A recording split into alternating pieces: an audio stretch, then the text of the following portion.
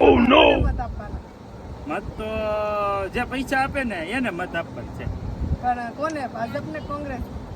હવે આમાં ભાજપ કોંગ્રેસ ની ખબર ન પડે, પણ બીડીને જુડીને આપે ને, બીડીને જુડીને એને મત આપવો. બીડીન જોડી એ શું થાય દાદા? હવે બીડીની જુડીમાં તો એવું છે ને કે અત્યારે છોકરાઓ કઈ દેતા નથી, બરાબર?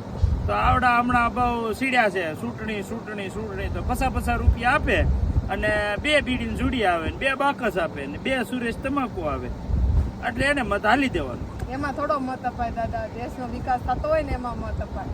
હવે આમાં બાપા એવું છે, દેશના વિકાસનું તો હું અમારે દેશના વિકાસને લેવા દેવા હોય. અમારે તો બીડીને જુડીના થાય અને તમાકુ ન થાય. છોકરા હાસવતા નથી, ડોહી છે નહીં, તો બસ બહુ થઈ ગયું. 50 રૂપિયા રોજ હાલે, એટલે એને પછી અમારે મત આપી જ દેવો છે.